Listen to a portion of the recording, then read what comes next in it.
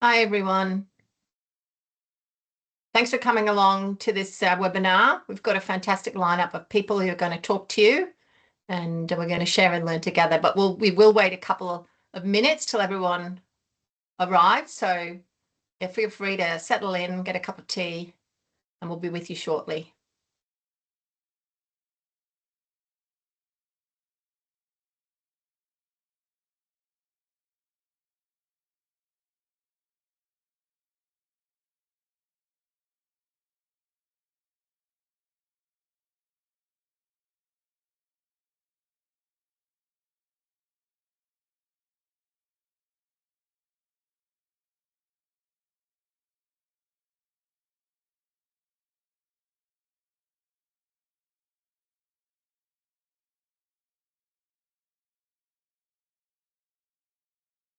Great. It's only 1 minute past 3, and we've got 40 people eager to share and learn together, which is fantastic. Thank you so much for coming. We'll just wait 1 more minute to see if anyone else is coming, and then we'll start.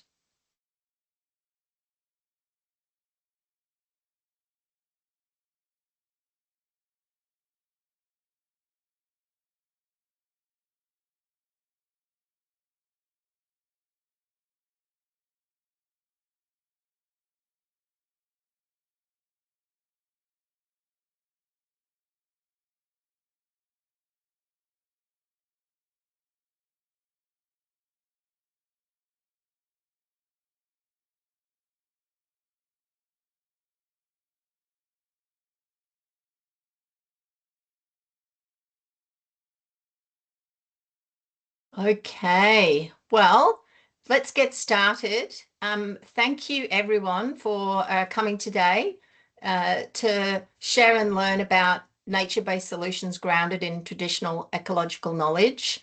We're going to be speaking about the research that the Australian government has funded in partnership with WWF and our wonderful research team. And yeah, thank you for coming. There'll be opportunity for you to ask questions, and we'll have some discussion a bit later on in the presentation. But before we begin, I would like to acknowledge the traditional owner of the lands and waters and skies that we're all joining from today, wherever you are. And we'll find out in a moment where far and wide where people have come from. I'm sitting here where I've got the Birrarung behind me, the local river, on the lands of the Wurundjeri Woiwurrung people. And I would like to pay my respects to elders past and present. And I wanted to acknowledge that what we're presenting on today, nature-based solutions grounded in traditional ecological knowledge, really exists because of the knowledge systems, governance and stewardship that First Nations peoples have practiced and protected for thousands of generations. This is not historical knowledge, it's a living authority. And this is one of the key messages that we have from today. So the research we'll share today reinforces what Indigenous people and local communities have long known, that effective stewardship of the land, water, seas, biodiversity depends on who holds that decision-making authority and not just what knowledge is applied. And we've seen that in Australia since invasion and colonisation, that some bad decisions have been made. So we'll carry that into today's discussion with respect and with a commitment to ensure that the way we talk about traditional ecological knowledge reflects that authority and the agency of the peoples and communities it belongs to. So we've got, I can see here, 77 people eager to be together and learn together. What we're going to do in the next hour and a half is, well, you can see it here on the agenda. I would like to introduce our speakers and invited guests and our research team. And we're really grateful to have the authors of the research here with us today. They're going to present on the methodology, because how you do the research is just as important as what the research ends up finding. And in some ways, how you do the research does affect the findings. And I'm pleased to say that we have Stefano Zanobi here. Maybe you can wave and people can see who you are. Urvana Menon and Alisi Rabuaka, and they've been leading this research along with WWF staff here in Australia, but internationally as well.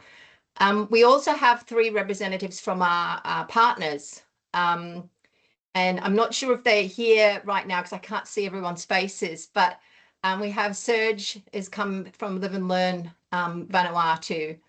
We have Barry Hunter, who is from Nelsma in Northern Australia. And we have Professor Tran from Vietnam, from Canton University. They're going to share some personal experiences of MBS grounded in traditional ecological knowledge and why it's so important to them. Plus, we have members of the steering committee who supported the learning program, Marley Hutton, Michael Davis, Dan Kotien, Utale Lui, and Miriam Sulu. They've been with us on this journey, on this research program, and we're really thankful to have it. It does take a village to do this work, and we thank everyone for their support, and to everyone here who's come along today to share and learn together.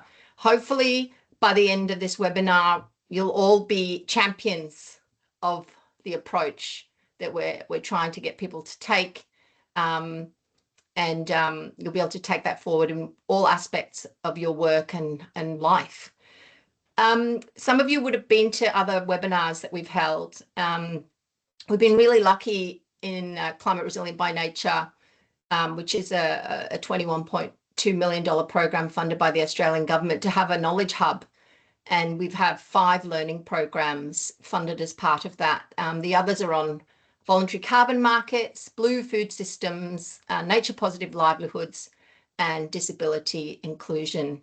And you can find out more about these and other research and learning, because there's a whole bunch of stuff on there, not just the learning programs, on the Knowledge Hub, and we'll put a link to that in the chat.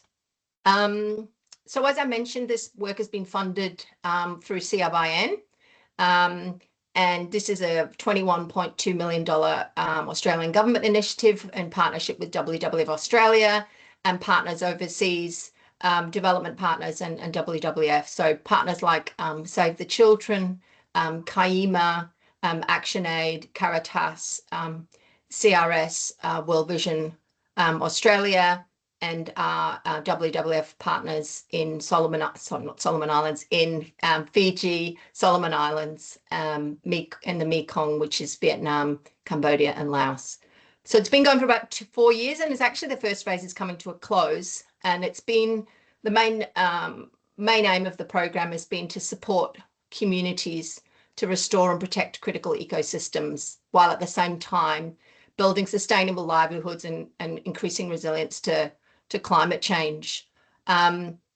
We've had 8 projects in 10 countries, and a second phase of the program focused on the Mekong has just started, and we're in the inception phase.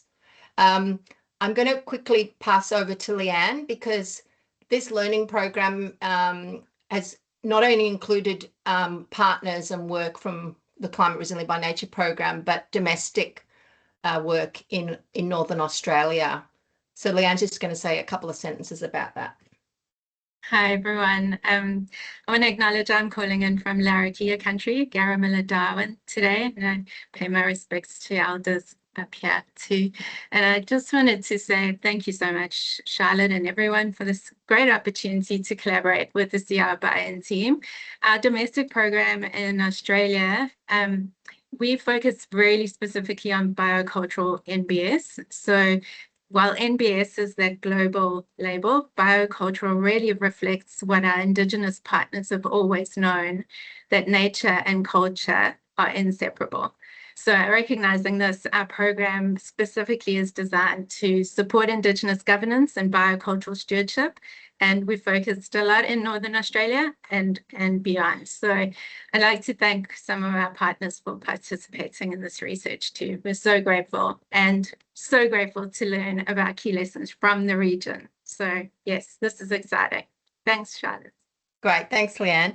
So yes, we've got a presentation, and then we'll have some reflections from some of our partners in Vietnam, Vanuatu, and Northern Australia. Then we'll open up for questions, and then we're going to have a bit of a facilitated discussion with some of the speakers. And we'll finish off with a provocation for everyone to have a think about before we talk about next steps and close. But before we do all that, we're going to ask you some questions. And if you've been to our webinars before, you'd be aware that we like to gather a little bit of data. So I think, Veronica, you're going to take us through to the poll. So you can access the poll via the chat, or if you've got a phone, you can just scan the QR code. And you can start doing that straight away. And the more people that do it, the more data we're going to get. Really, there's 3 questions. They're pretty simple. The first one is really, where are you coming from today? The second one is where do you work in the MBS space? And the third one is around what do you see as the challenges of working in nature-based solutions? Now, on my screen, I can't see anything. It's just a white page. So I'm not sure if we have an issue or not. Veronica? Yeah, sorry, I might just stop and then reshare another screen. Sorry, bear with. No worries. Yeah, so if it's always good to know where people are coming from. We've had people dial in from far-flung places.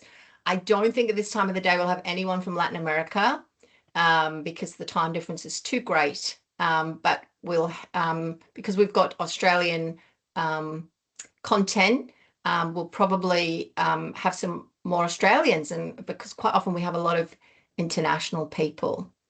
So no one has answered yet. Oh, hang on, here we go. Australia. I think we're gonna have a lot of people from Australia here today. Sydney and Melbourne, or Nam, Gadigal country, Botswana, Minji in Brisbane, Nairobi, Gabi Gabi country, which is also in Australia as well, Fiji, India. I'm just going to read all the international ones now.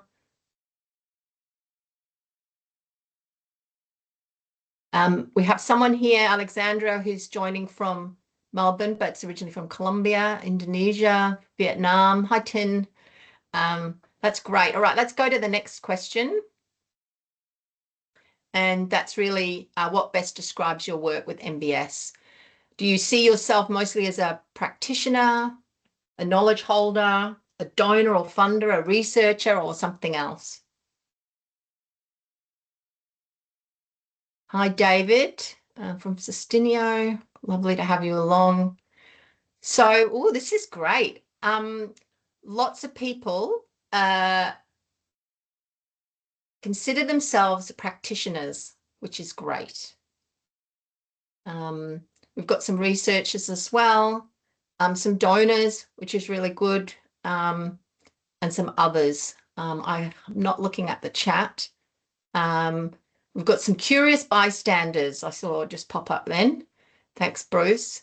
All right, let's go to the next one, which is on challenges. What do you see as the biggest challenge? We're going to be talking about this a bit later.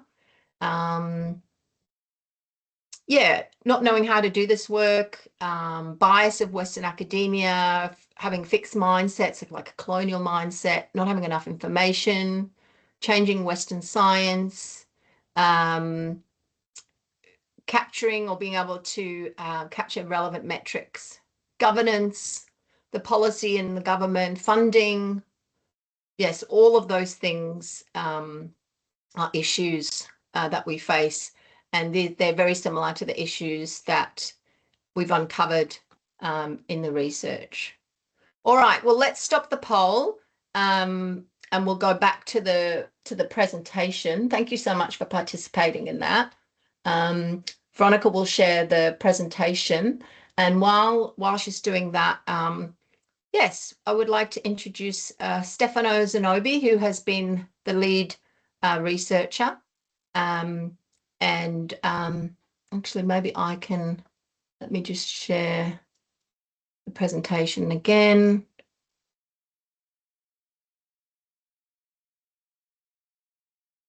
Yeah, sorry, back to Stefano. So Stefano's been the lead researcher alongside Urbana and Elise.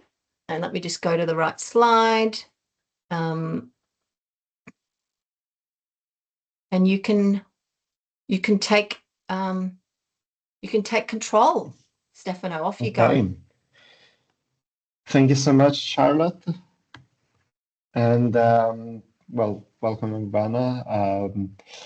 I would like to start our presentation together with the research team, with Urbana and Lizzie, on knowledge, authority, and governance. But before that, I want to give some acknowledgement to all the people that were able to participate and contribute to this research process. So the report was developed by Rovana Menon, Lizzie Rabukawaka, and me, with the leadership and contribution from Charlotte Threat, Leanne Wooldy, and Fiona Lord from WWF Australia, and the guidance of the members of the steering group. We recognize Indigenous people as holding specific and collective rights grounded in original occupancy, and we are all grateful to all the Indigenous peoples and First Nation peoples across the 3 regions that we researched upon, who shared knowledge, experiences, and insights with us. We are particularly grateful to Jessie Flea, which conceptualization and contribution to the literature review really helped shape the research process and the report. We also would like to extend all of our thanks to the members of the local communities, practitioners, and partners who share their knowledge, experience, and insights, including those who preferred to remain anonymous. Lastly, we'd like to thank the Australian government and the Department of Foreign Affairs and Trade, which funded this report through Climate Resilient by Nature. Thank you so much, everyone. And let me get started with the presentation. So we're looking at developing nature-based solutions grounded in traditional ecological knowledge. We want to be clear about our objectives. We aim to provide practitioners with clarity and guidance regarding the development of nature-based solution upon TK. So they are high integrity, equitable, and Indigenous or community-led. We do not aim to explain traditional ecological knowledge. We do not consider what we have been doing as a part of an Indigenous or local knowledge process, and we do not claim to represent their voices directly.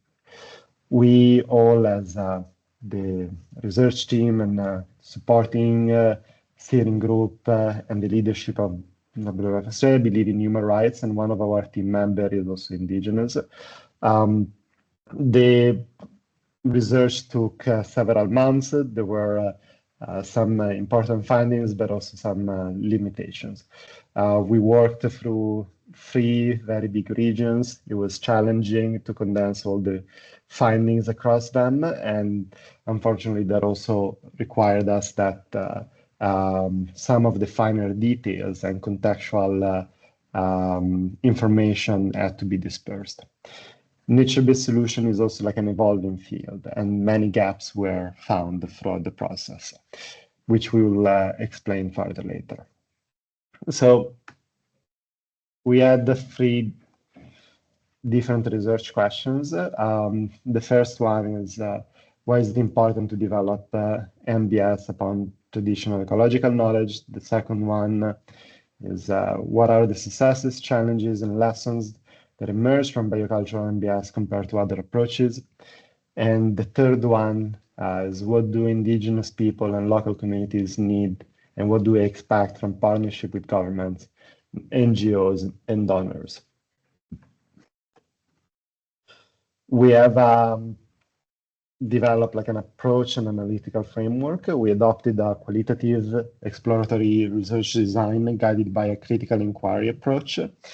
And we conceptualized the system of the problem in 3 different elements. We believe that structural and systemic drivers could either enhance or pressure relational and governance foundation of traditional ecological knowledge, which eventually underpin the socio-ecological outcomes of nature-based solutions. Our research questions focus on this system with the main ones on challenges and lessons learned and successes that covers the whole system throughout. And with this, I leave the word to Urbana for her part. Thank you, Stefano. Over the next few minutes, I'm going to talk about two things. What is TEK and why it matters for NBS?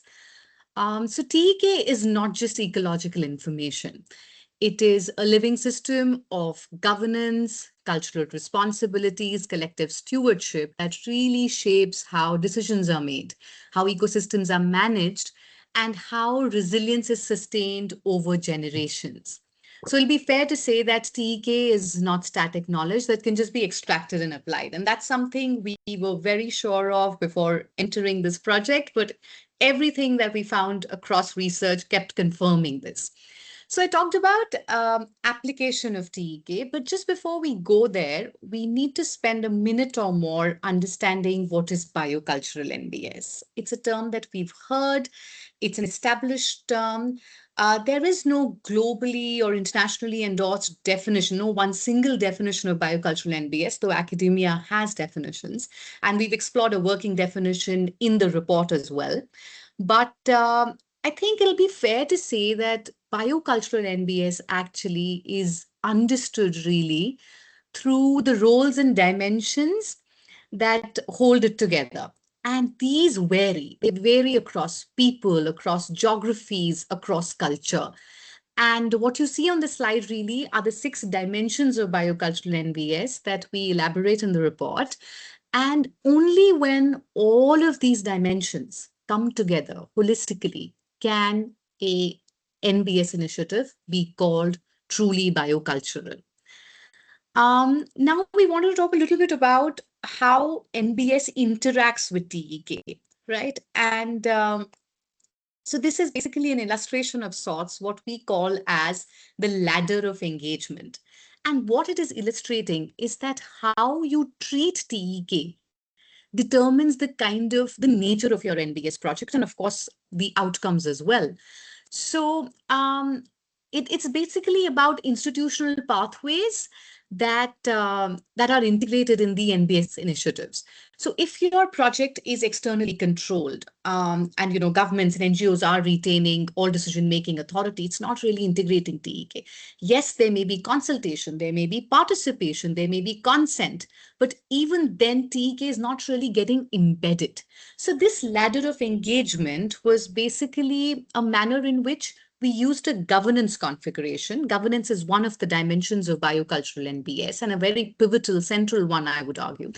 And we use that configuration as the organizing lens to show how TEK is positioned within NBS, from being treated as just information to guiding decision-making, or if it's just treated as information, we are somewhere at the lower squares. But when it really shapes decision-making, how choices are made, that's when we can call our NBS initiative truly biocultural. Stefano spoke about research questions. The first one is largely actually about why NBS matters for NBS, why TEK matters for NBS, how we ground it. So we would really say that TEK is the living foundation of NBS. It is the relational framework for sustaining interconnectedness between people in nature, interconnectedness of people in nature. And it is actually the interconnectedness of people in nature that is the foundation of NBS. That's what NBS is all about. And when you embed TEK, when you ground your NBS in TEK, that's when you make it effective. That's when you make it legitimate. That's when it's enduring. And that's when you meet all the success parameters that say standards like IUCN talk about. And stewardship is really inseparable from cultural life. So if the activities that sustain ecosystems are simultaneously sort of reproducing community identity, that's when you get well-rounded holistic NBS projects. The report details practitioner takeaways. It categorizes it across different lenses, questions. So I'm just going to talk about 2 points very quickly here for practitioners, which I thought was a huge proportion of today's audience.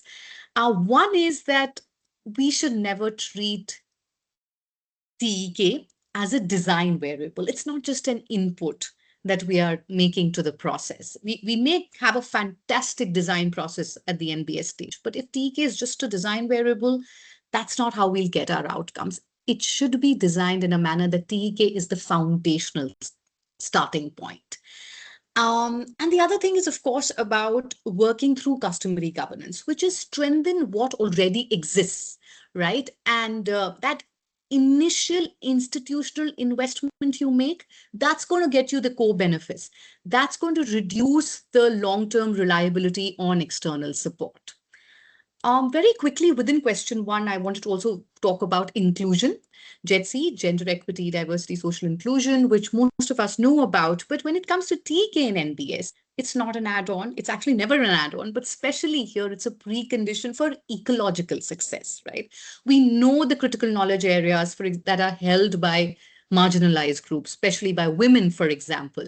So meaningful inclusion really means that diverse knowledge systems shape governance and not just participate in it. And these are JETSI is explored across the report, but what we truly want to say is that we recognize that TK is socially distributed. It is not uniform. We should always endeavor to avoid ecological blind spots and, of course, constantly recognize expertise that may otherwise be invisible. Alici would be the next speaker. Handing over to you, Alici. Thank you, Ivana. And I hope everyone can hear me. It just Yes, very well. oh, cool.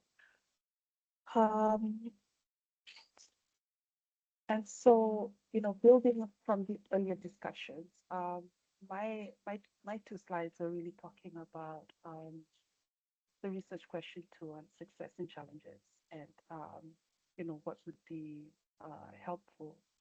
And so, building from the earlier discussion on TK as the leading foundation of NBS, Q2 shifts the focus from why TK matters to what actually shapes outcomes in practice. And the clearest finding from the research is that the major challenge is not whether traditional ecological knowledge is effective. Communities have demonstrated that for generations. It already exists. The deeper issue is whether NBS systems are willing to recognize and share that authority. Across the research, there was a recurring tension between biocultural stewardship systems and the institutional structures through which many NBS initiatives are currently funded and governed.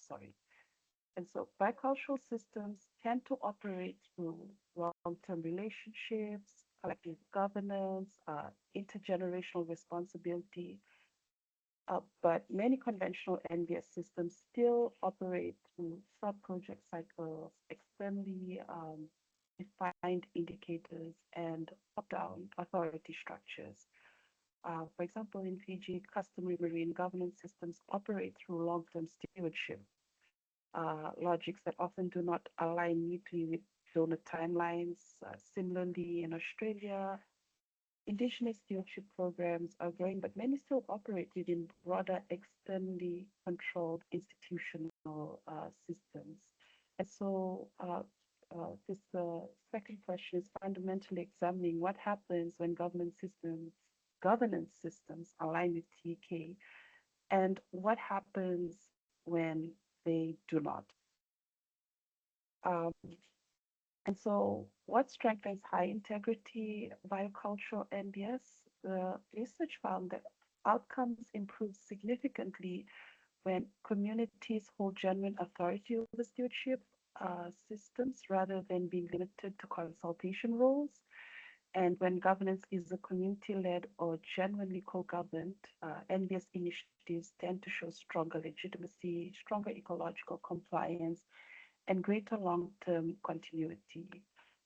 In the interviews that we did, we heard from examples from practitioners in many countries. In Solomon Islands, they talked about locally governed marine stewardship systems strengthened through community ownership and compliance, because governance authority remains socially embedded. So outside of the life of the project cycle, the communities who have bought into it continue to engage and participate in this work. And in Vietnam, another example is flood adapted agricultural systems have endured because they evolved through long-term local ecological adaptation rather than externally imposed design. To put it simply, they were the ones who have developed the systems over time, understanding the local context, the weather systems, even the governance systems and the ecology. But then also the reverse was also true, where participation was tokenistic, where timelines rushed consent process. I even see FPIC being discussed in the chat as I'm presenting. That's also part of it. Where TEK was extracted without governance authority, projects experienced weaker legitimacy and weaker long-term sustainability. Maybe if I were to explain it another way, sometimes projects came in to implement understanding the science or the Western knowledge system and the way to implement it, but then when it didn't align with the traditional knowledge and governance systems and communities, the sustainability just was not there. So the strongest conclusion emerging from this question too is that governance quality is often a more important predictor of NBS success than technical design. And again, ultimately, the question is not whether TEK belongs with NBS. The question is whether NBS institutions are prepared to genuinely redistribute this authority. Thank you. And that's my presentation for now. And I think I'll pass it over again to Stefano for the next part. Thank you, Liz. Take control back. All right. So for the final research questions, we're looking at the needs and expectations in a partnership. We discussed these both with indigenous people, local communities, practitioners, and key experts at different levels. So we were able to draw like quite a comprehensive picture that also looked at like what we were discussing about the external systems, definers, the way projects are funded, measured, or evaluated. However, like to look at what was really bringing all the different regions together, we frame it as rights. So indigenous people and local communities across this free region has a fundamental need to have their rights fulfilled or upholded by the duty bearers. This is critical because, as I'm sure all of you like me know, rights are really like the foundation of equity, fairness, justices, and in the context of nature-based solution and traditional ecological knowledge, authority, decision-making, and governance. It is critical, however, like to keep in mind that we're looking at three very different regions. The kind of rights, the needs for rights, the level in which certain rights are met in different countries and regions is very different. So while this is a critical foundation, and when practitioners need to approach biocultural NBS, is to keep that in mind, you also need to really understand what is the situation. Countries in Southeast Asia, most of them do not recognize indigenous people completely. That set their needs in terms of rights at a very different level compared to the other two regions. While on the other end, from our interviews and results, looks like that in Australia, there is a much stronger emphasis on indigenous data sovereignty. So keeping all of this in mind is quite fundamental. And finally, like, rights are being upholded in practice, but they are also part of international law and the national legal framework, which also needs to be understood very well for practitioners to really work on this topic and in partnership with indigenous people and local communities. So starting from a foundation of rights and the fulfillment of rights, and getting more specific about what really helps to reduce friction and enhance this local authority, there are some structural changes that are needed. We explain all these external systems, how the legal framework, the market, the finance, the technological and the knowledge systems can interact, enhance or pressure nature-based solutions and biocultural and nature-based solutions throughout the full report. And we identify like 3 key elements for which like change is really needed, like to support local authority.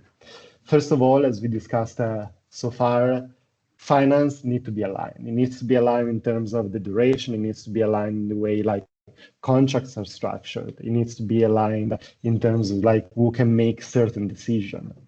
We are practitioners from the research team as well, so we have all implemented projects. We know that there are constraints and limitations, but again, this lack of alignment between the bioculture and the external finance system needs to be understood, managed, and addressed to the extent that is possible.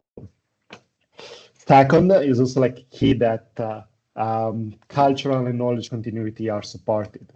When we are saying like traditional ecological knowledge is really the basis of biocultural MBS or MBS in with indigenous people and local contexts leading them, we also mean that it's not just about supporting the MBS itself. It's really like looking at what cultural knowledge continuity and what related issues are over there. We have seen many, many cases in which environmental changes, ecological degradations, or social cultural disruption are really threatening the knowledge fabric that was really there. And again, we go back to how the world and the systems surrounding indigenous people and local communities can actually pressure them or also enhance it.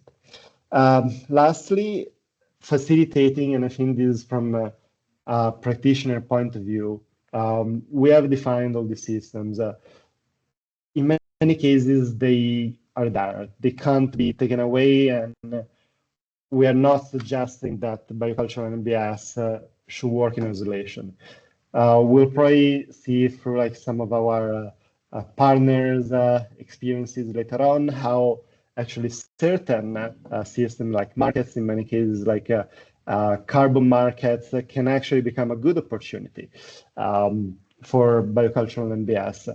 However, there is a need for practitioners to understand the system and facilitate interactions so that they do not become threats or pressure or basically harm bioculture, but they actually become opportunities. In many cases, these systems are disconnected. They are not necessarily conflictual, but they're not designed to interact with each other. And we believe and we suggest that the role of practitioners and NGOs like WWF or many others can really be about smoothing this interaction and interface. Last, should a practitioner want to have like a partnership with indigenous people and local communities, how does that partnership look like? Practically speaking, partnership conduct is a reflection of what we have discussed so far. So the foundation of rights, the need for structural change, the understanding that traditional ecological knowledge is a foundation of nature-based solution and not a design variable. So a partnership conduct that is respectful and supportive needs to have 4 different elements. First of all, it needs to respect the agency. It needs to ensure rights and safeguards, and it needs to respect and support locally defined priorities. Going back to like what nature-based solutions are, they have like a societal challenge or a societal objective that should be very simply defined by indigenous people and local communities. And last, but definitely not the least, provide resources. There is sometimes like the understanding that with traditional ecological knowledge, bioculture, they are, yes, cost effective. They are, yes, very durable and self-sustaining. However, they are not free. And in many cases, we have seen how local communities and indigenous people have been bearing the cost for managing this biocultural MBS and providing societies broadly with positive externalities, basically, without receiving any support for their labor, without receiving any support for buying tools or equipment, and so on. So again, as a practitioners, getting into or trying to get into like a partnership with them is really important. That beyond values and trust, there is also like a real understanding that there are very tangible elements that needs to be addressed and very tangible needs. And with this, I would also like then to conclude and reiterate what we said so far. So traditional ecological knowledge is the base for many nature-based solution successes. Thus, nature-based solution practitioners' work should be that of aligning systemic drivers with the foundational authority of indigenous and local community and facilitate rather than drive nature-based solutions directly. And over to Charlotte. Thank you, everyone. Thanks so much, Stefano, Alicia and Urbana. It's a lot to digest, and I know lots of people have been asking, where's the report? Where's the report? We do have it ready, almost. So you'll just have to wait another week. There's also a learning brief, which has more practical, obviously the research report's a bit longer, and there's a learning brief, which is about 15 pages that has a lot of practical applications of how you would put this learning into practice. So we'll share those. You'll get an email in a week or so by the end of next week with both reports and a recording of the webinar, and obviously everything will be on the website as well. So yes, something to look forward to. But before we open up for questions, we want to hear a little from some of the people that we've been working with. And we, as I said, we've got three people who are going to talk to us a little bit about the value of traditional ecological knowledge in their work. We've got Serge, who's going to speak first, then we've got Professor Tran and Barry Hunter as well. So to begin, Serge, I think you're here. I've been told you're here, but I can't see you.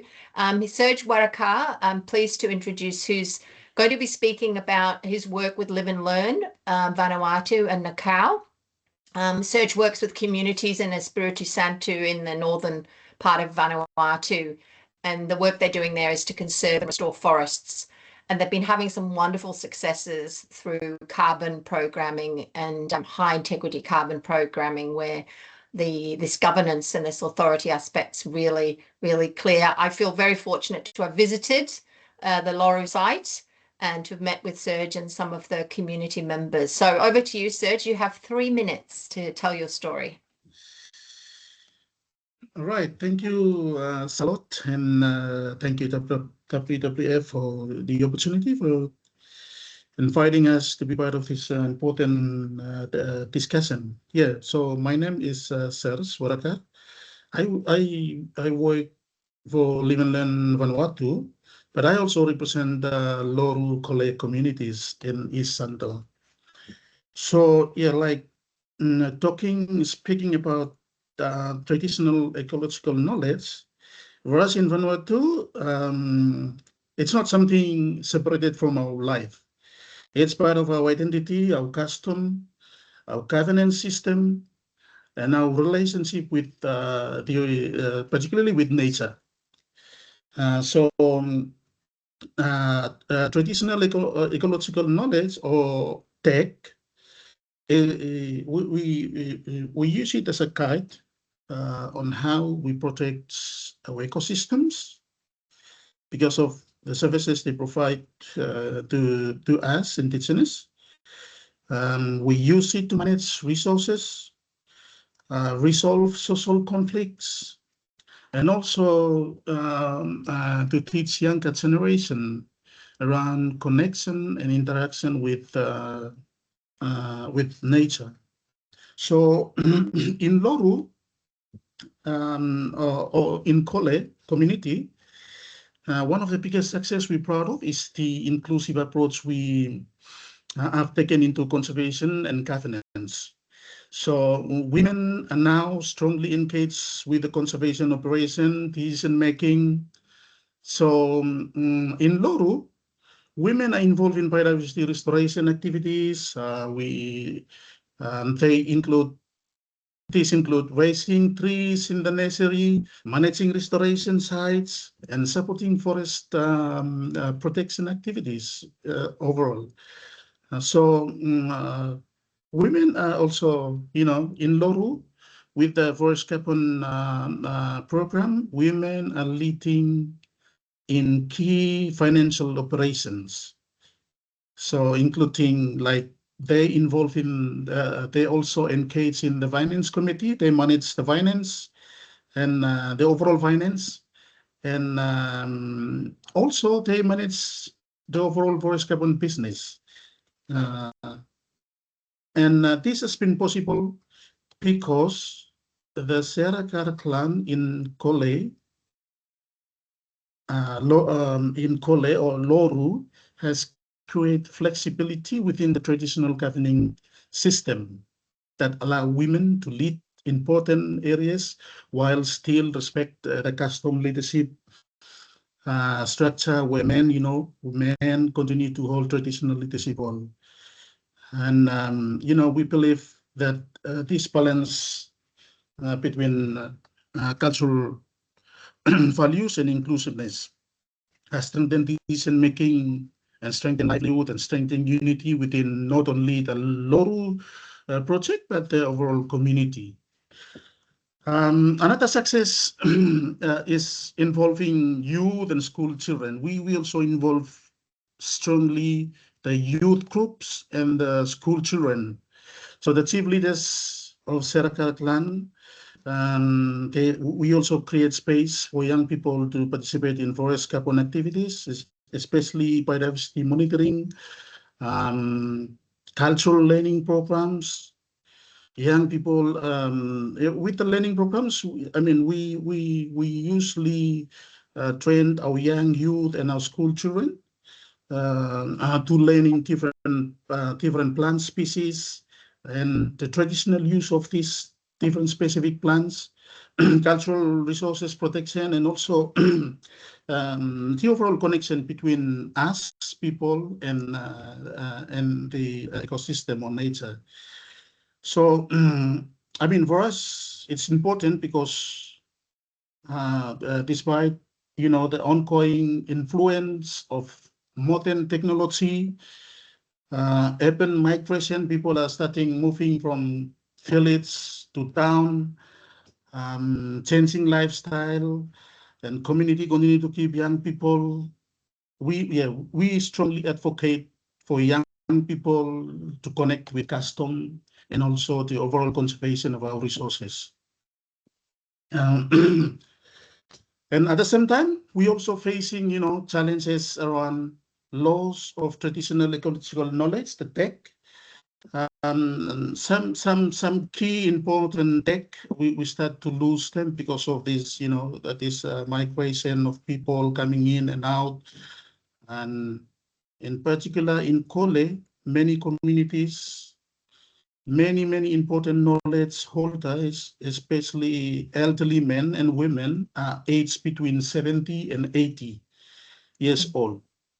And they still carry deep knowledge about, those livelihood activities like fishing practices, hunting, traditional medicine, and also the weather indicator, governance system, the community governance system, as well as the sustainable resource management. But as we speak now, we observe that there is a large gap between older generation and the younger generation around tech, the traditional ecological knowledge. So we have a program with Live and Learn Vanuatu funded by the New Zealand government, MFAD, and we create a program called Indigenous Knowledge Learning Program, and we run this in various communities in Vanuatu, and we identify several factors that contribute to loss of tech, including in our communities, and that includes some of which the education, the formal Western education system, technology, church influence, climate change, the continuous impact of climate change, and as I mentioned earlier, the urban migration, and also now people are starting to move not only to urban areas but to seasonal work in Australia, New Zealand. So we still have, although we're facing those challenges, but we still have some knowledge holder in our communities, and they are very. Sorry, Serge. Yeah. If you just got like 30 seconds left, if that's okay. Thanks. Yep. So we still have very few dedicated knowledge holder in the community, and we're still trying very hard to create programs to bring all these people together to assess what knowledge exists and what knowledge has been lost, and how we could revive, strengthen this knowledge for future generations, especially looking at resource management and all this. So looking forward, for us, knockout methodology has been important pathway because it creates a pathway that we reconnect with the traditional values around biodiversity protection, governance, customary ownership, and all this. And also, the methodology also helps strengthen unity within the family, encourage participation across groups, ensure benefit, say fairly important. Importantly, remind conservation is not just about carbon or project. It's about protecting culture, identify our relationship with the environment. So looking forward, I believe government, communities, and partners need to invest more on community-led traditional ecological knowledge, just to support chief and the knowledge holder to teach younger generation, document important knowledge system, integrate tech into formal education, especially the curriculum, school curriculum, and also continue to promoting women leadership in conservation governance. So that's something we're looking to address or strengthen within our work in Vanuatu around tech. So yes, in Vanuatu, resilience comes from people, custom, and the overall leadership in the community. I think that's all. Thank you, Thomas. Salud. Thank you, Tomas. Serge, that's fantastic. Yeah, it's great to see the work that you're doing with Live and Learn in Macau in Vanuatu. Yeah, we look forward to hearing more about that. Now we're going to move on. We've got another guest, and that's Professor Dr. Tran from Canton University in Vietnam. And he's been partnering with WWF and the communities we support through research on nature-based solutions for flood season agriculture in Vietnamese, the Mekong Delta in Vietnam. And yeah, thank you so much for zooming in from Vietnam. Again, we're running a little bit behind, so we will be sharing the slides afterwards, Professor. So you also have 3 minutes, which I know is quite challenging. Over to you. Yeah, thank you for introduction me. Today I together with the WWF team to be present and share our activity in Vietnam Mekong Delta. So can you see my share screen? Yes.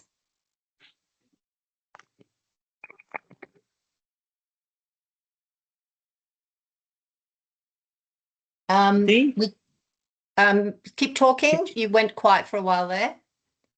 Yeah. So Okay, I we will can try hear to you. share our activity in Vietnam Mekong Delta, and our member from WWF Vietnam will add more information if you have more question or question.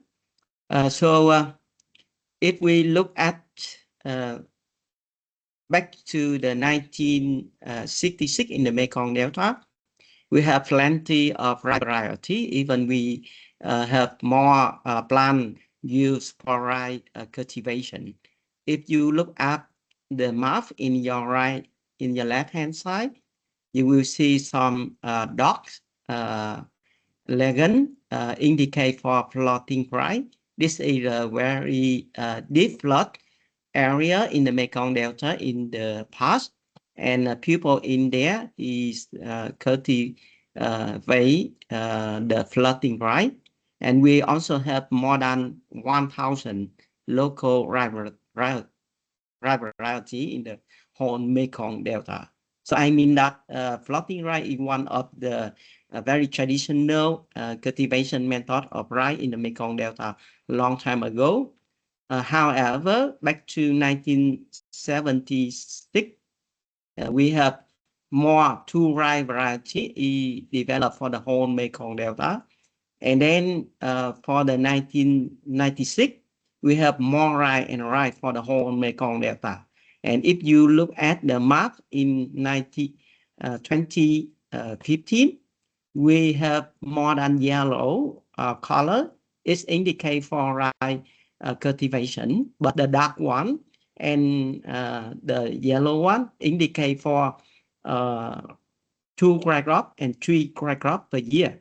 So it indicates that more 2 crop and 2 crop per year over the whole Mekong Delta of Vietnam to develop the very high intensive rice cultivation in the Mekong Delta of Vietnam. The dye system developed together with the infrastructure for agricultural activities. So the photo in your right hand side, this is the full dye and mostly developed in 2011. But back to 10 years before that, in 2000, we have the semi-dye system. That means allow this dye very low height, and it allow flood water come to the party field.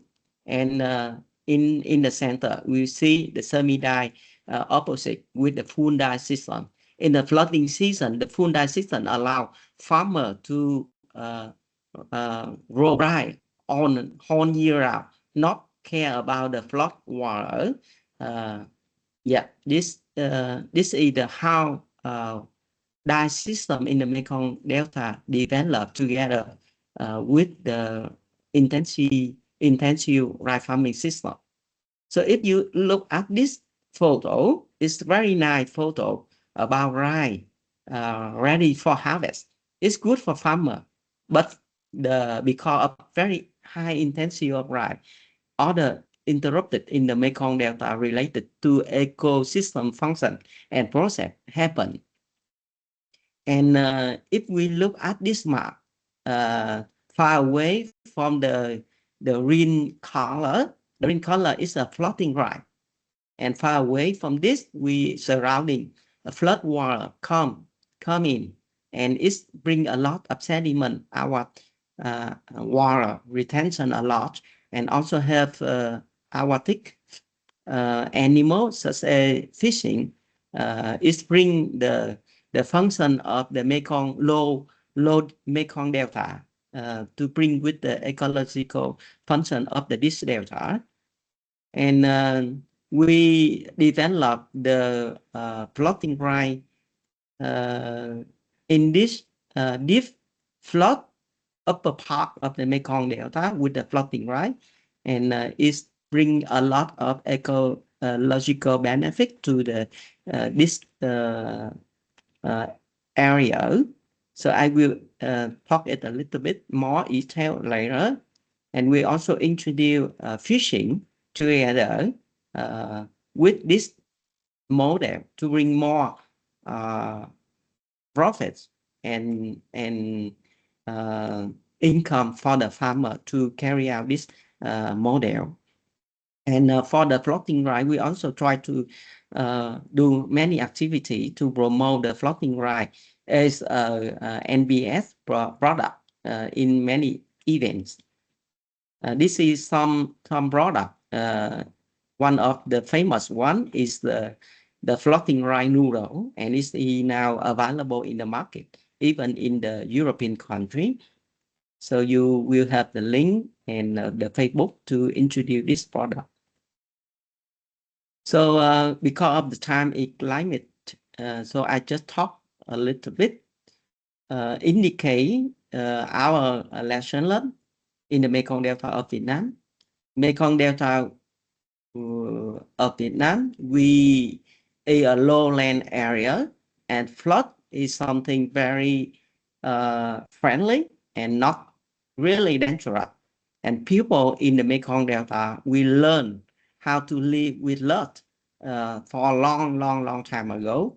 But because of food security and rice intensive farming system developed, we still lost many traditional rice farming system that using local rice variety, including floating rice. I mean that people in the Mekong Delta, we grow floating rice. It's not a traditional way. It's indicate our understanding and adapt a thing with the land and the water in the Mekong Delta.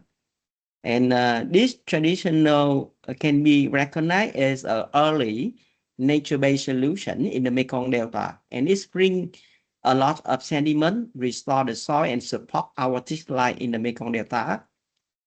And to develop the project in the upper part of the Mekong Delta to promote the traditional floating rice, we try to connect the Mekong Delta with traditional flood-based wisdom, and we try to improve the soil health, sediment deposit, and more water to be stored and adjust the flood in the lower part of the Mekong Delta, and also we enhance the habitat of the bird or the wild bird, the fish, and other animals to enhance the biodiversity in this area. And to be sustained and make this model to be more sustainable, we would like to link with the value chain of this product and to promote the market opportunity for this product, to improve the income for people who live, and to restore the floating rice model in the Mekong Delta. Floating rice not only just outcrop in the Mekong Delta. We not just to restore the old traditional rice farming system in the Mekong Delta, but we try to recover the ecosystem, strengthening the livelihood of the local people, and support for the more resilient future in the Mekong Delta of Vietnam. So to share some activity of our team in the Vietnam Mekong Delta. We try to maybe get more information from you and question from you, and our team try to bring back to explain more if you have any question. Yeah, thank you so much. Thank you so much, Professor Tran. Now, hopefully the slides will come back to, I'm going to ask Veronica to help with this. But yeah, thank you, Professor Tran. The work that's happening in Vietnam on the floating rice and all the other products like the lotus tea and the mushrooms, of which I've had the pleasure of eating all, is fantastic. And it's great that it's reviving a traditional wisdom that's been taking place for thousands of years, but now is coming back. Now I'm just going to share the presentation again. Well, while I do that, I'd love to introduce Barry Hunter, who is the CEO of the Northern Australia Indigenous Land and Sea Management Alliance. So I'm having some issues. Here we go. Just bear with me a second. Yes, and Barry is a descendant of the Jabugai and Jabwul people of Cairns. Apologies for the terrible pronunciation. And he has 30 years experience in land and natural management. And he's really dedicated to building community capacity. So let me just get to the right slides. But over to you, Barry. Again, you've got 3 minutes. Yeah, we're really excited to hear what you have to say.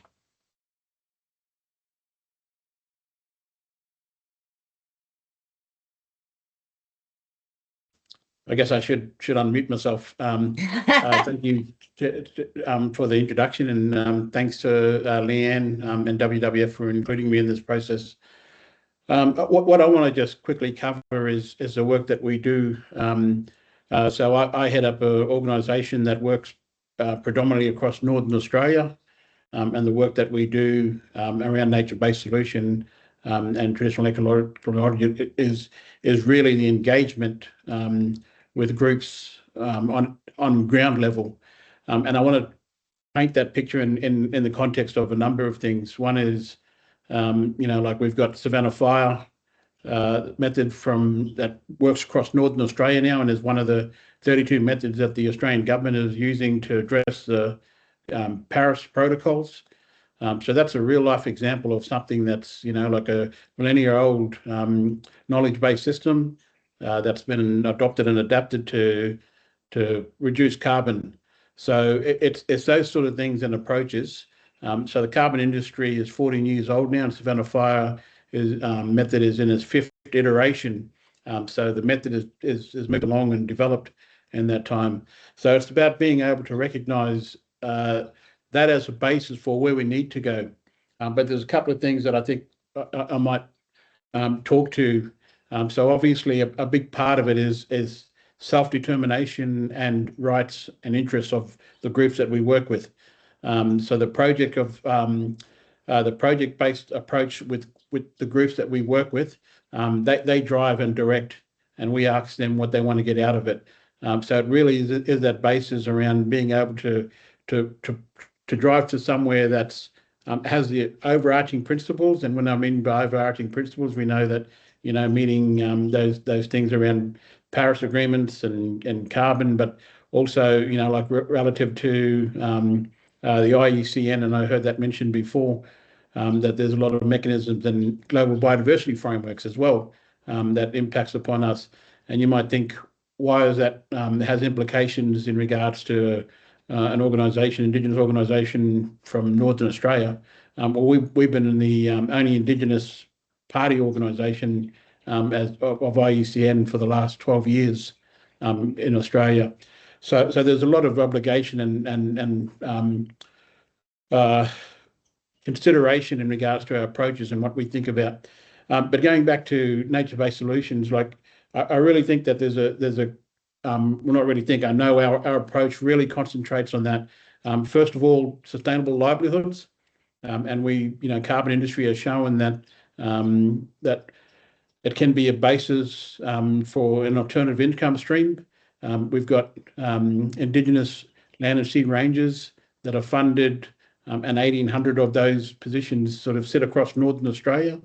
So what are the mechanisms to be able to support the work that they do? And within that mechanism and funding is that there's the money is not sufficient enough for sometimes for on-ground works. So how do we assist groups within that process? And what are the real implications? And we also have Indigenous protected areas, which is a voluntary designation under the National Reserve System of Australia, where traditional owners go, yeah, we want to put this into a voluntary agreement where it's managed in perpetuity. And then that's managed in cooperation between the rangers and some funding that they receive from the Australian government. But we often see that investment into that area is insufficient. We know that there's within Australia protected area systems, so national parks. We know that there's about $14 to $16 per hectare that go into Indigenous protected areas, between $1.80 to $2 per hectare. So there's a real disparity there. So that's the work that we try and do, is to help groups realise within sustainable livelihoods the rights-based interest approach that they will often talk about and move ahead with, and also social equity then, and that includes gender as well. We're increasingly seeing more and more female rangers progress within their roles. So there's a whole lot of work within that to maintain and support. And there's also work within the workforce, if that makes sense. We try and work with groups on the ground around what we call structural reform, because sadly what we see is that the bottom half of the workforce is made up of Indigenous rangers from those communities, and the top half, including managers and ranger coordinators, are often non-Indigenous peoples, because they have the skill level, and there's a whole lot of other sort of social impact issues in regards to that as well. It's not a straightforward answer. So that's the work that we do, that right across. So it's being able to, absolutely the nature-based solution approach. Carbon and savanna fire is one of those. And we're exploring more and more options, particularly under the emerging environmental markets place, and what we have in Australia is a nature repair legislation, which allows for environmental markets and methods to develop. We need to take that approach in light of balancing out social equity and what that means in terms of, like where people's livelihoods sit in versus, locking up, protecting country. And then also what we need to consider in that approach then is those things around looking forward into the further wealth creation opportunities, and people's land is their land. What are the opportunities that we've got to be able to support them through those processes? So that's a little bit about the work that we do, and yeah, thanks. But like I said, the nature-based solution approach is really about looking ahead, using the traditional ecological knowledge to build those methods, and then finding alternative and new ways, innovative ways of sustainable livelihoods. Thanks. Thank you so much, Barry. Yeah, there's so much to digest. I can't believe how much we've already gotten through in this hour and 15 that we've been together. Thank you so much for coming along. And thank you to Serge and Professor Tran as well for sharing your stories. I guess we can never do justice to the work that's happening and the diversity of work that's happening. I think one of the things we grappled with this research was we wanted to look at different regions. We could have easily just looked at one region or one country, but we wanted to see what that looked like. So we did bite off quite a lot to chew, but I think what we've come out with is some really good reflections, including the diversity of what that authority should look like. All right, so now we've come to the part where you guys get to have a bit more of a say with the Q&A, and we've got some questions. So I can't believe how fantastic these questions are. They're so detailed and so insightful. We won't be able to answer them all, but we've got about 10 minutes to look at them. So what I might do is I'll pick a question, and then I'll ask the research team first if they would like to answer it. They can handball it to any of the speakers, including myself, or they can hand it off to the participants, because I think what we've learned here is that we all have lots of knowledge and expertise, and there's people in this room, this virtual room, that have the answers. So I'm going to go, let's have a look. Barbara's question around examples of how WWF and other NGOs have practically enabled, the practical application of these aspects, and what does that look like? It's a very, very, very complicated question and a complicated answer. So I won't be able to answer it all, but I think this question is also in light of the challenges and the systems that we operate in that don't necessarily allow us to do this work with our hands sometimes tied behind our back. So here are just a couple of things. I think for us, we're not experts, we're still learning, but we're trying to invest in the slow stuff that donors don't necessarily want to fund. So that's time for co-design and relationship building, translation, revisiting what we've agreed at key decision points. And that's hard when you have originally CRxN was an 18-month program. So we weren't able to design it as a 4-year program. So there was lots of challenges there. Strengthening governance is really important. And I think someone else commented on the fact that a lot of these findings aren't just about NBS. They're about resilience building. They're about development and community building in general. So building that governance, strengthening governance, not just focusing on project delivery and supporting those Indigenous and community-led institutions so that they can operate when the project doesn't exist anymore, and working with existing institutions, not building in new ones. And then managing those external interfaces alongside communities, that's a big one. I think Serge's work and Live and Learn and Nakau's work in Vanuatu is a really good example of that, because they're working with carbon markets. And there's been a lot said about carbon markets and the requirements that are there for that. But the Nakau methodology really helps those communities be in charge and have that authority and do the work that they want to do, but also link with those external mechanisms. And then there's the inclusion work, that JEDSI stuff that we've talked about. I'm going to stop there because this I can't possibly answer that question in one go. But those are some examples. The research report will provide obviously more detail on that. Now, what other questions could we go for? There was a question. Let's have a look. Carly asked, does your research report touch on engagement and incorporation of knowledge from local communities who may not be Indigenous? I think that one did get answered in the chat, but Stefano, would you like to just speak to that? Because we did look at Indigenous people and local communities. We also talked about what is traditional ecological knowledge and how it's not static and it evolves over time. But over to you, Stefano.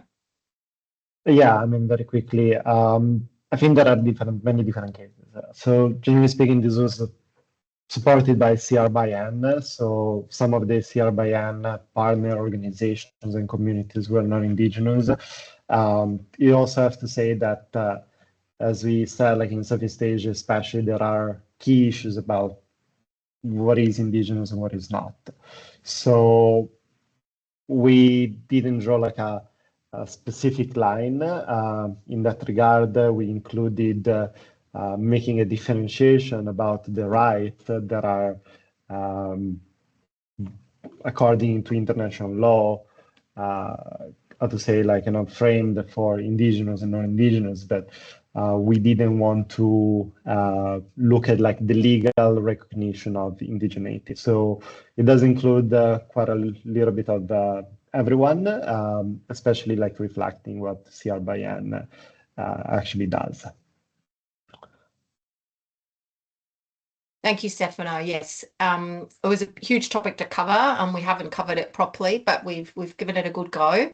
And because we've looked at 3 different regions, there's lots of different Indigenous people and local communities, and lots of diversity in there. There was a question from Ella. What is the difference between Western ecological knowledge compared to biocultural MBS? So I've just put back on the video the biocultural MBS, and you can see there are some differences. Obviously, the types of knowledge and things like that, even the governance. And I think I've actually put it on the wrong slide, but there are some significant differences. We didn't want to focus on that and be exclusive, but we did want to highlight why we focused on biocultural MBS, because it really fits in with this asserting authority and the governance aspects. Did anyone from the research team want to add to that? I mean, I can add. I mean, not particularly. Since then, we didn't really look into that much in the details. We were really focused on the practical issues related to projects, related to this kind of external systems, as we started to call them. There is something I personally started to feel quite important eventually, looking at what is the epistemic system and how they are conceived, and the actual applications.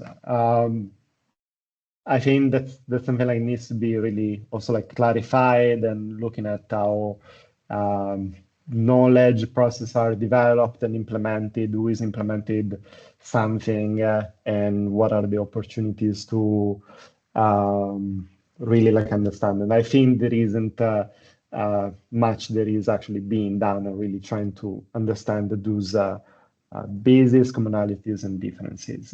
But that's not something we try to address in the report either. Thanks, Stefano. We're almost out of time, so I'm so sorry, but we can't answer all these questions. However, at the end of the presentation, there'll be 2 email addresses for Leanne and myself. So if people would like to email or they would like their questions answered, we will endeavour to do that. So please do that. Okay, so moving on. We've got about 8 minutes left. So we wanted to look at the lessons in practice, but we don't have time to go through a bit of a discussion on this. So I'll just talk a little bit about some of the key takeaways from the learning brief. So there's the research report, and then we developed the learning brief from that. And as I said, you'll get a copy of that next week. So the key takeaways from all of this is that we need to treat traditional ecological knowledge as governance, not data. It's a living system of authority and accountability, in which the authority, responsibility, cultural practice, and stewardship are inseparable. So hopefully you've come away with that really strong. And many of you here who are practitioners already know this. The second one is to define biocultural MBS by decision-making authority. So related to the first point, the durable difference is who sets priorities, rules, and accountabilities, not only which activities are funded. And quite often we do focus on the activities rather than the accountability and the governance. The third point is that we need to plan for real-world constraints. So unfortunately, we live in a world where we need funding. Sometimes that funding is shorter term. There's externalities that don't allow us to operate in the way that we would want to. But what we can do where finance or timelines or metrics don't align with the biocultural systems is to name the risks early and try to manage them together, and avoid on overclaiming, how durable the work is going to be. Because in the end, you really need, especially for all programs, but for nature-based solutions, we need to work at the pace of the bioculture, and that's usually way outside the short funding timeframes that we have. And then the fourth one is make inclusion a requirement. So if we exclude knowledge holders based on their gender, or their age, or their roles, or their social position, that's going to weaken the ecological effectiveness and the legitimacy. So we have to have that there. And the last one is around treating external systems as design tasks. So laws, markets, performance metrics, technology can support or undermine biocultural MBS. We're not saying they're bad, we're not saying they're good, but they need to be structured well. So that's the last point there. Yeah, we're coming to the end. I want to thank everyone for coming along. When we send out the email next week, you'll get access to all the materials. But in the last minute or so before we go to the thank yous, I want to leave you with this provocation. And if you're a quick thinker and a quick answerer, you can write your answer in the chat. The question is, or the provocation is, what will you pledge as a practitioner, an organization, a funder, a government, whoever you are? What are you going to pledge to shift authority and not just seek knowledge when working with people in nature? So Trish is put down here, the time to listen deeply. Really invite people to write their answers in there. And while you're doing that, actually, Veronica, if you could put the provocation in the chat, I'm going to go to the last slide and talk a little bit about where to next for this work. So we didn't have a set destination for the learning program. And for all the learning programs we've done, we haven't. Some are more neatly packaged than others. I could say that the traditional ecological knowledge one was we just knew we wanted to do it based on our experiences in the program and what people have, partners have asked us. And we're still digesting the findings. It's all very new and raw, but the things that we've already started to do is Climate Resilient by Nature has a phase 2 in the Mekong. We have ANCP funding in Solomon Islands and some other work in Fiji. And we want to really integrate this learning into that, recognizing that some of the actions are very systems level and will take time. For Northern Australia, and Leanne's going to speak up in a second, or maybe not, I'm meant to do this, but it's already how they work. So it's about expanding the scope of this work and to address the scale of responsibility that Australian First Nation people have when caring for country. So one of the reasons we wanted to have Northern Australia in our First Nations work included is because we have actually a lot to learn from what they're already doing. We want to obviously, and what we're doing here today is more social, socialize this research and the key actions more widely, particularly with our international development actors and the sector through ACFID and other forums, WWF network more generally as well. But if you're interested and you're wanting to do more of this work, we're really open to discussing this into the next phase. This was very much like the beginner stage, and we want to know what to do, what we can do together next. We want to join others on the journey, or people come on the journey with us. That includes doing more in-depth research, more specific research. We have applied for some funding for some action research across Northern Australia and Vanuatu. We don't know the outcome of that, but that would be fantastic. That would be another concrete way that we can do that. So, in the last 2 minutes, I'll just check, see if there's any new messages. I want to thank all our research team, Elise, Stefano, Urbana. We also had Jessie, who worked with us as well. We've had the staff like Fiona, Veronica, Tom and myself and others in the team. And then our steering group, we've had some amazing people, and some of those people are here today, like Marley and Dang and Michael and Miriam. So we couldn't have done this work without you. And I think that's it. So as I said, we've got these 2 emails. You can write to us. You can check out what's already on the website. And then you can look out for the email that's coming next week with all the juicy materials that you've all been listening to. So thank you, and have a good rest of your day. And let's keep going on this TEK journey together. Thanks, everyone. Thank you. See you later. Thank you. Bye. Also, Thank you. Bye-bye. Bye. have a good